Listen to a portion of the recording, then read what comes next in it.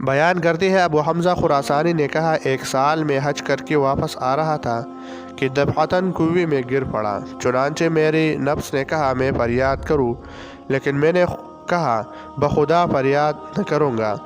پھنسی خطرہ تمام نہیں ہوا تھا کہ دو شخص اس کنویں پر گزرے اور ایک نے دوسرے سے کہا اب اس کنویں کا منہ بند کر دے تاکہ کوئی اس میں نہ گرے۔ چنانچہ وہ بانس اور چٹائی لائی اور کنویں کا منہ بند کر دیا۔ یہ دیکھ کر میں نے چیخنے کا ارادہ کیا، لیکن پھر میں نے اپنی جی میں کہا کیا اس ذات بے نیاز کی طرف فریاد کروں اور چیخوں جو ان دونوں سے میرے قریب تر ہے، اور میں چپ رہا۔